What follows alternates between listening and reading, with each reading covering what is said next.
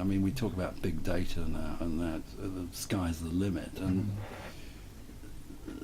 the microchip, and then finally the facility of having stuff on your desk that at one time you had to go to the University of London to analyse, and at the University of London Central Computer, is unbelievable. When we first heard about desktop computing, I can remember people couldn't believe in it.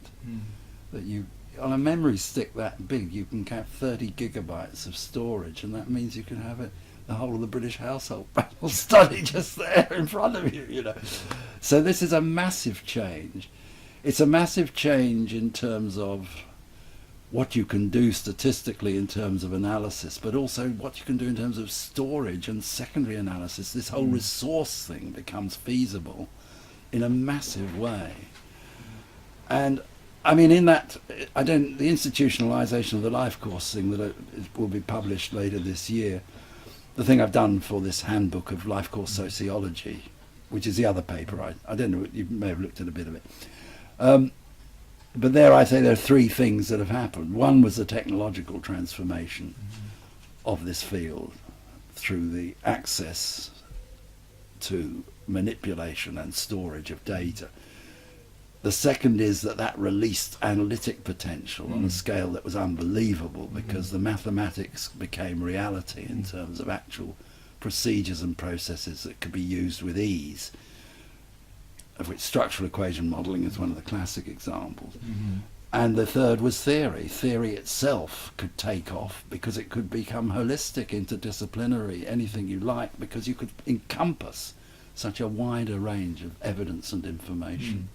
I mean, so, it's a wider range because you can test more widely, that's what you're saying. Well, you can test, you can utilise data on a very wide scale, both across time, particularly the time dimension becomes incredibly important. When I first got involved in the 1970 cohort, the person who was running it, Neville Butler, and I was a member of his committee. Oh, that's another whole dimension to my life, Neville Butler. But he founded both the 58 cohort and the 1970 cohort. Now, he didn't believe that you could do longitudinal analysis because he couldn't see how you could link the data. It was just too big, too vast. And when I evaluated the NCDS for secondary analysis, people told me, I've had this data set for a couple of years, I just can't. It's daunting to even try to look at it.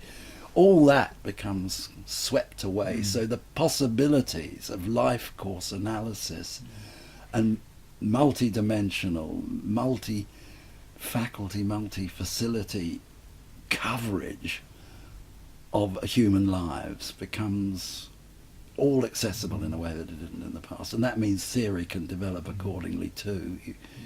You don't need to compartmentalise stuff to actually analyse it together. That's basically it.